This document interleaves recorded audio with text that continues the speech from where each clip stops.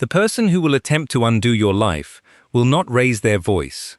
They will not challenge your authority in front of your peers, nor will they declare themselves your adversary.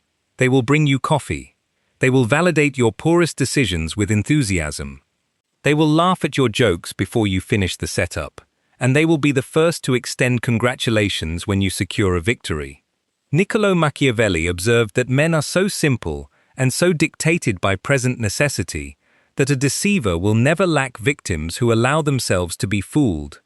Most people move through the world bound to a fatal illusion. They believe hostility is noisy. They expect hatred to wear an aggressive face, to speak in sharp tones, and to broadcast its intent before taking action. But true malice is disciplined. True hatred is patient, quiet, and calculated to absolute precision. When someone intends to dismantle your position, open warfare is their last choice. Direct confrontation costs energy, creates exposure, and alerts you to build defenses. The strategic adversary understands that the most effective trap is the one you walk into voluntarily, smiling at the person holding the door. They do not want you angry. They want you comfortable. They do not want you suspicious. They want you careless. Machiavelli wrote extensively on the art of dissimulation, the deliberate cultivation of an appearance that directly contradicts one's internal intentions. He recognized that human beings evaluate reality almost entirely by appearances, while only a select few possess the perception to feel what you truly are. Look closely at your current surroundings. The colleague who never pushes back, the associate who agrees with every opinion you utter, the acquaintance who seems unnaturally eager to absorb details about your personal life. These individuals are rarely as loyal as you assume. They are conducting intelligence gathering under the cover of compliance. They are waiting for the exact moment when your leverage drops, your focus wavers, or your protection fades. The hatred was present all along, simmering beneath a veneer of polite cooperation. It remains invisible only because you have chosen to mistake quietness for peace. If you desire to survive in competitive environments, you must learn to read the silence.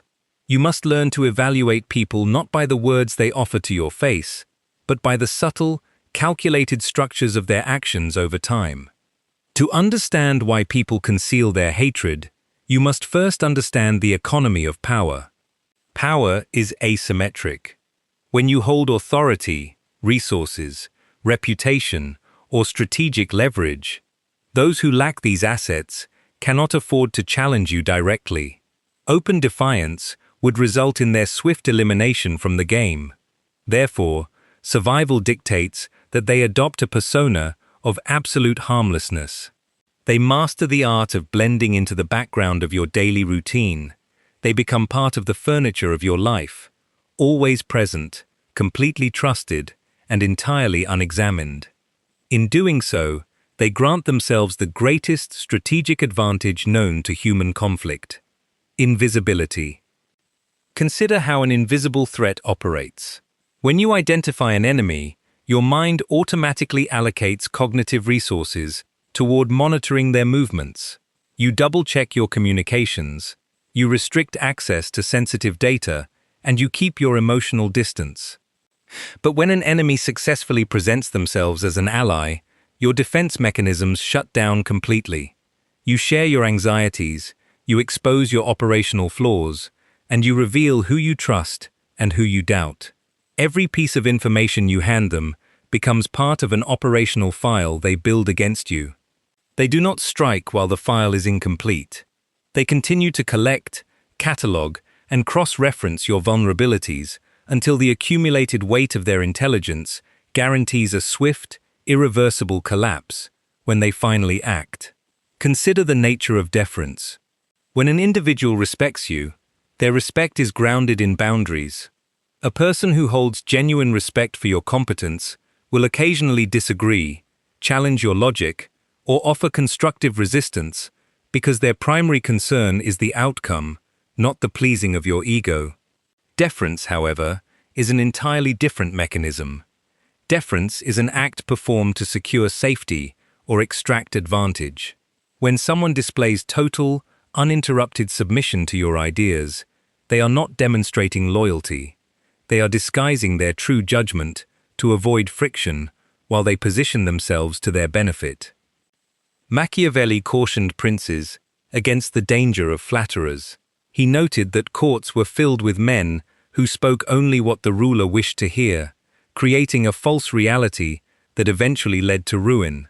What Machiavelli understood, at a foundational level, is that unearned praise is a weapon of pacification. When an opponent realizes they cannot defeat you through strength, they will defeat you through inflation. They will flatter your judgment until you stop auditing your own decisions. They will celebrate your mistakes as acts of genius until you become entirely detached from operational reality. Pay close attention to the person who never challenges you. When a human being surrenders their autonomy so completely in your presence, one of two things is occurring. Either they are utterly spineless, or they are executing a strategic retreat. If it is a strategic retreat, they are storing every swallow of pride, every suppressed objection, and every humiliation they feel in your presence. That stored resentment does not vanish. It accrues interest over time. It sits in the dark recesses of their mind, mutating into a cold, persistent hatred that demands eventual payment. You must recognize that people rarely forgive the power you hold over them, even if you exercise that power with gentleness. The mere fact that they must seek your approval, depend on your resources, or operate under your shadow creates a quiet, accumulating offense.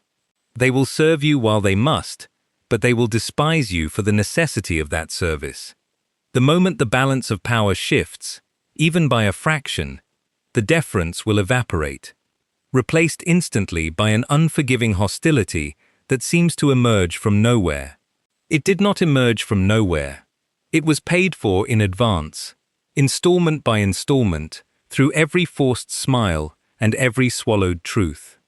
Analyze the mechanics of forced compliance in workplace dynamics or personal hierarchies.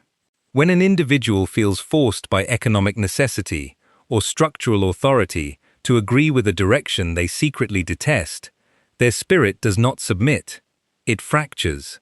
Externally, they display alignment, executing tasks with meticulous attention to detail so as not to provoke your ire.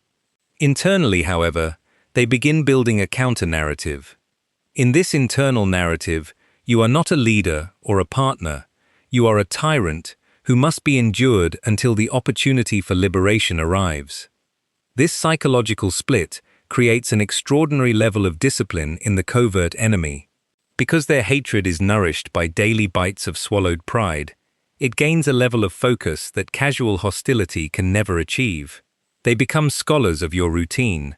They know when you are fatigued, which subjects irritate you, and which individuals can sway your opinion. They track your vulnerabilities with the quiet precision of an auditor auditing an insolvent firm. The praise they offer you is not admiration, it is the anesthesia they administer to keep you still while they construct your cage.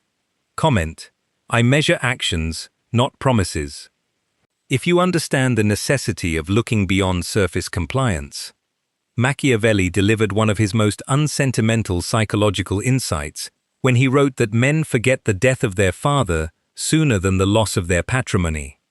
This principle uncovers a deep, uncomfortable reality regarding human motivation. Abstract principles, ideological disagreements, and emotional slights are quickly processed or rationalized. But when you touch a person's tangible interests, their status, their financial security, their territory, or their livelihood, you create a permanent enemy. The error most leaders and ambitious individuals make is assuming that time heals all wounds. You may inflict a loss on someone during a struggle for promotion, a business negotiation, or a personal dispute, and because months or years pass without incident, you assume the matter is concluded. You observe them acting cordially, attending the same functions, or engaging in polite conversation, and you convince yourself that they have moved past the injury. This is a lethal miscalculation. Time does not erase an economic or status-driven injury. It merely gives the victim time to refine their appetite for retribution. A slight to an individual's pride creates anger, and anger is volatile, loud, and inefficient. But a strike against an individual's material security or core standing creates resentment. Resentment is stable. Resentment has patience. Resentment can sit in cold storage for a decade, waiting for the precise moment when your guard is down. The person who lost a position because of your maneuver has not forgotten. They wake up every morning operating within the reality shaped by that loss. Every financial strain they experience, every status downgrade they endure, points back to your action. Do not be lulled into security by the absence of immediate retaliation. When an opponent realizes they lack the power to strike back right away, they adopt the stance of the defeated. They display humility. They may even acknowledge your superiority. Machiavelli warned that if an injury must be done to an enemy, it should be so severe that one does not need to fear their revenge. If you strike a minor blow, you leave them intact enough to scheme. If you inflict a partial defeat, you leave them with both the desire for vengeance and the capacity to wait for it.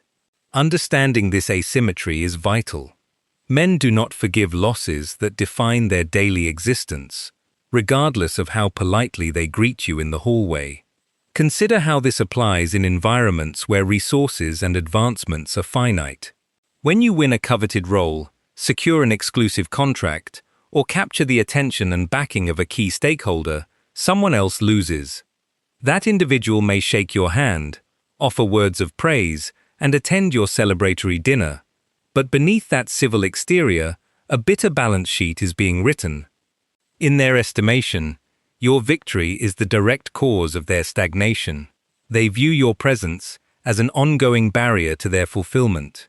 Every day you occupy that space, your continued success serves as a quiet reproach to their vanity and ambition. They cannot attack the outcome directly without appearing bitter or unprofessional to the rest of the organization. Therefore, they settle in for the long game. They wait for your performance to stumble. They wait for an unforeseen error, an economic downturn, or a lapse in executive support. When that vulnerability appears, their long-suppressed resentment converts into immediate, coordinated action. They do not need to invent new weapons.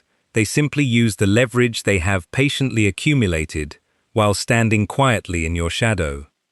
The most dangerous form of hatred is that which disguises itself as indispensable service. An adversary who understands strategy will rarely withdraw from your life after suffering a defeat or harboring envy. Instead, they will draw closer. They will make themselves useful. They will seek positions within your organization, your inner circle, or your personal affairs where they control information, manage access, or oversee execution. This is the strategy of the patient parasite. By becoming valuable to you, they achieve three critical objectives simultaneously. First, they render themselves immune to immediate suspicion. Who suspects the assistant who stays late, the partner who handles tedious operational details, or the friend who always offers to solve unpleasant problems? Second, they gain intimate access to your vulnerabilities. They learn your habits, your financial structures, your psychological weaknesses, and your blind spots. Third, they create dependence. They make it costly for you to remove them. Machiavelli warned that a prince must always be on guard against those who serve him out of necessity rather than affection. When a person's proximity to you is driven by ambition or survival, their loyalty is strictly conditional. They are observing you under a microscope. They record every lapse in your judgment, every emotional outburst, every ethical compromise, and every moment of weakness. They are collecting ammunition, not for immediate use, but for the precise strategic moment when deployment yields maximum destruction. Consider how patience operates in high-stakes environment. A hostile actor will gladly carry out your orders for years, executing tasks with apparent diligence, while quietly waiting for an external crisis to strike your position. They know that attacking you when you are strong is suicide. They wait for the market to turn, for your health to falter, for your allies to become distracted, or for a public error to compromise your standing. When the external crisis hits, they do not create the initial wound, they amplify it. They execute the decisive strike from within, while your focus is directed entirely toward the external threat. This staggered patience is why individuals who suffer sudden downfalls are often shocked by who delivers the final blow.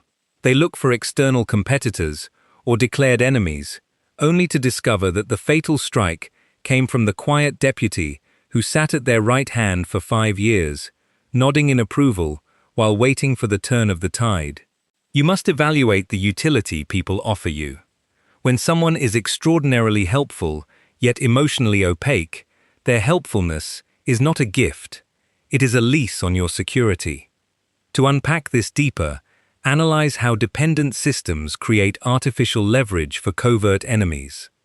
If an associate manages your schedules, your client communications, or your technical infrastructure, they possess the ability to alter outcomes without your immediate knowledge.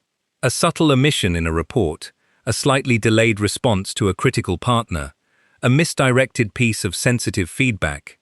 These are tiny operational levers that can produce catastrophic long-term consequences. The beauty of this tactic from the adversary's perspective is plausible deniability. If a critical email goes unread, they claim it was caught in a filter or overlooked during a busy afternoon. If a key relationship deteriorates, they attribute it to market pressures or the client's difficult personality. They inflict damage while appearing completely innocent, standing by your side as you attempt to fix the very fires they lit. You remain focused on fixing the operational fire, never realizing that the arsonist is handed the hose. Hatred rarely presents itself in the public square as raw malice. Human beings have a deep-seated need to view themselves as righteous, and equally, they need the public to view their actions as justified. Therefore, covert hostility almost always dresses itself in the clothes of morality, policy, ethics, or collective concern. When someone envies your position, your talent, your wealth, or your influence, they cannot simply demand that you surrender those assets. To do so would reveal their weakness and bitter inferiority. Instead, they frame your success as a threat to the community. They frame your confidence as arrogance. They frame your strategic decisions as ethical failures. They transform their personal envy into a moral crusade, using the language of fairness, compliance, or concern to justify their attempts to dismantle you. Machiavelli analyzed how political factions and ambitious individuals use laws, accusations, and moral panics to ruin their rivals. He noted that it is far easier to destroy a competitor by accusing them of violating collective norms than by engaging them in direct competition. Watch how people speak about your successes when you are not in the room. The covert enemy will rarely launch a crude attack on your achievements. That would expose their bias. Instead, they will use faint praise coupled with moral qualifiers. They will say, "He is certainly capable, but his methods raise serious questions." They will say, "She has achieved great results, but at what cost to the culture?" Notice the architecture of these statements. They acknowledge the result just enough to maintain an illusion of objectivity, then immediately pivot to damage the target's standing. They weaponize the sensitivities of the group to undermine your position without ever having to match your performance. Furthermore, pay attention to those who express excessive concern for your well-being or your reputation while quietly spreading the very narrative that harms it. They will come to you privately, claiming they are warning you about what people are saying, while they themselves are the source or amplifier of those rumors. This allows them to strike you while simultaneously posing as your protector. It is a dual victory for them. They inflict damage on your reputation and extract information from your emotional reaction. Observe how moralistic attack vectors function in contemporary spaces. When an adversary senses that direct competition will fail, they turn to collective outrage. They search your past communications, scrutinize your policy decisions, or reframe your tactical maneuvers as violations of community standards. They present themselves not as your personal opponent, but as defenders of order, justice, or organizational health. This structural disguise makes defense exceptionally difficult. If you defend yourself against their attack, they claim you are attacking the moral principle itself. If you attempt to expose their personal motive, they label you paranoid or accountable to no one. They construct an ideological cage where any move you make reinforces their narrative. To break this trap, you must strip away the moral language and force the conflict back onto ground where real leverage, objective data, and concrete results determine the outcome. Comment: I see through the mask of concern to affirm your commitment to penetrating moralistic shields. In The Prince, Machiavelli famously addresses whether it is better to be loved or feared. His conclusion is uncompromising. While one would wish to be both, it is far safer to be feared than loved if you must choose between them. Love is held by a chain of obligation which, because men are selfish, is broken whenever it serves their purpose. But fear is maintained by a dread of punishment which never fails. Where most people misapply this principle is in the execution. They mistake fear for cruelty, and in doing so, they create the very hatred that destroys them. Machiavelli drew a sharp, non-negotiable distinction between being feared and being hated. Fear is established through consistency, strength, and clear boundaries. Hatred is created through arbitrary cruelty, unpredictable punishment, and the confiscation of property or honor. If you inflict small, continuous offenses on those around you, microaggressions, public dismissals, unnecessary displays of dominance, or petty slights, you do not make them fear you, you make them hate you. And because the offenses are small, you do not destroy their capacity to act against you. You simply give them 1,000 small reasons to seek your ruin. Machiavelli warned that injuries must be inflicted all at once, so that their taste being less lasting, they offend less, while benefits should be conferred little by little, so that they may be savored more. When you irritate an individual without neutralizing them, you engage in the worst possible strategy. You generate hostility while leaving the adversary intact. You build a coalition of the aggrieved right inside your sphere of influence. These individuals will gather in quiet corners, pooling their resentment, comparing their grievances, and coordinating their efforts. They may lack the courage to stand against you individually, but your continuous, petty offenses will eventually force them into a desperate, collective alliance. If you must oppose someone, do it decisively and completely. Do not wound an adversary and leave them to recover in the shadows. Do not humiliate human beings in ways that offer them no path to save face. If you leave a man with his life, his resources, and his damaged honor, you have created a full-time architect of your destruction. Ensure your boundaries are clear and your strength is respected, but never indulge in the cheap satisfaction of minor cruelty. The former commands discipline, the latter invites covert warfare. Consider the dynamic of petty dominance that plays out in everyday interactions. A leader who publicly embarrasses a team member over a minor oversight might feel an instant surge of authority, but they have just made a terrible strategic exchange. They traded a temporary burst of ego for a permanent covert adversary. The humiliated individual will nod, apologize, and accept the rebuke in the moment. But from that second forward, their emotional allegiance is severed. They no longer view themselves as a collaborator in your vision. They view themselves as a captive awaiting opportunity. They will perform the minimum required to keep their position, while actively keeping an eye out for any alternative option or counterstrike mechanism that presents itself. Multiply this dynamic across 10 or 20 individuals in an organization, and you have built a fortress resting on top of a powder keg. The slightest spark from an external crisis will ignite the entire base, leaving you wondering why your team abandoned you precisely when unity was required most. Human psychology is such that absolute, flawless suppression of emotion is extremely rare.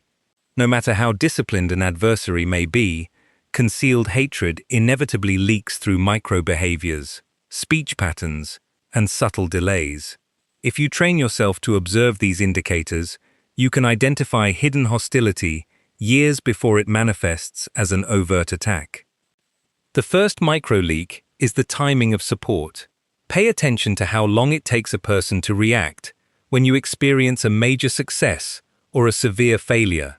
When you achieve a significant victory, the person who quietly hates you will demonstrate a subtle delay in their celebration. Their smile will appear half a second late, forced by conscious effort rather than spontaneous alignment. Conversely, when you experience a setback, observe their face in the initial fraction of a second before they adjust their expression to show sympathy. You will often catch a fleeting flicker of relief, satisfaction, or micro-pleasure, what psychologists term Schadenfreude. The second micro-leak is passive delay and operational drag. An enemy who cannot fight you openly will use friction as a weapon. They will forget critical instructions.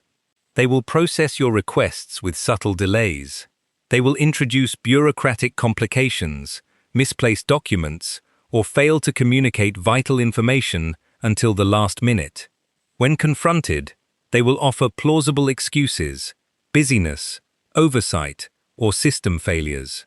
But when a pattern of inefficiency consistently occurs only around your interests, it is not incompetence, it is covert sabotage. The third micro-leak is the weaponized joke. Sarcasm and teasing are frequently used to express hostility while maintaining plausible deniability. The covert adversary will deliver sharp, cutting remarks disguised as humor.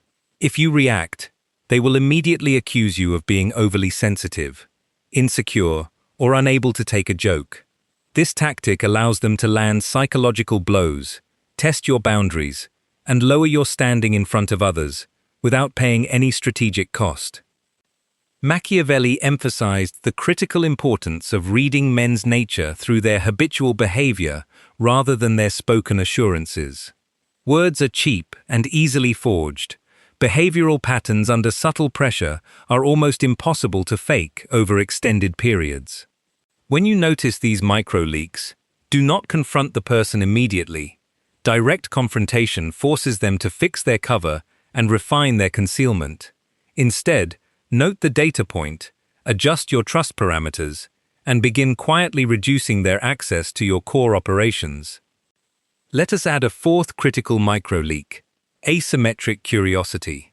Notice the person who demands absolute transparency from you, while offering almost zero genuine visibility into their own life, plans, or internal thoughts. They ask probing questions about your finances, your struggles, your key contacts, and your personal doubts. Yet, when you turn the inquiry back onto them, they provide vague, polished, or evasive answers. This asymmetry is not accidental.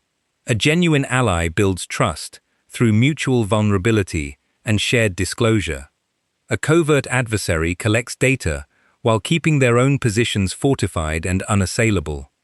They are mapping your psychological territory while keeping their own terrain completely dark. When you observe this pattern, stop volunteering information. Treat every detail you reveal to them as strategic capital, and watch how quickly their discomfort grows when the flow of intelligence is cut off. Once you have identified an individual who harbors concealed hatred toward you, your immediate instinct may be to engage them, demand an explanation, or launch a direct attack. Resist this instinct entirely. Premature action exposes your awareness and surrenders your operational advantage. As long as the adversary believes their mask is intact, you possess the element of surprise. The first step in neutralizing a covert adversary is strategic isolation. Do not cut them off abruptly, as this signals hostility and may force them into an immediate, desperate attack. Instead, systematically alter the flow of information and responsibility. Gradually remove them from critical decision-making loops while maintaining a warm, polite exterior. Starve them of actionable intelligence. Ensure that they no longer have visibility into your vulnerabilities, your future plans, or your key alliances. The second step is the diversion of their focus. Give them assignments, opportunities, or positions that look prestigious on the surface but are structurally isolated from your core power base. Place them in environments where their ambition is consumed by lateral competition with others rather than directed upward at you. Machiavelli noted that wise rulers often manage dangerous internal elements by redirecting their energy toward external targets or exhausting them with complex, irrelevant tasks. The third step is building redundancy. Never allow a single individual, especially one whose loyalty is doubtful, to hold a monopoly over any critical function, relationship, or resource in your life. If someone controls your access to an important client, a vital system, or key operational data, build parallel channels immediately. When an adversary realizes that their non-cooperation or betrayal will cause no systemic damage to your operations, their leverage collapses entirely. Finally, if a point comes where the adversary must be removed entirely, the action must be swift, clean, and definitive. Do not engage in prolonged debates, public feuds, or emotional explanations. Machiavelli advised that when taking decisive action against an opponent, it must be done with such overwhelming authority and procedural clarity that there is no room for protracted struggle or public sympathy. Execute the removal based strictly on objective, verifiable standards, leaving them no narrative ground on which to build a counter-offensive. Consider how strategic isolation prevents collateral damage within an organization or network. When you confront a covert enemy openly, without first severing their alliances, they will attempt to drag others into the conflict. They will use the personal relationships they cultivated over years to create a faction, painting themselves as a victim of your sudden hostility. By using quiet, gradual isolation instead, you disarm their network before they realize a conflict has even begun. You alter reporting lines, reassign key projects, and separate them from potential allies under the banner of operational restructuring or strategic evolution. By the time they realize their influence has been dismantled, they no longer possess the leverage or the allies required to mount an effective defense. Comment: I do not mistake patience for peace. To seal your understanding of quiet strategic neutralization. We began this inquiry with a fundamental question. How do people hide their hatred until the moment they choose to strike?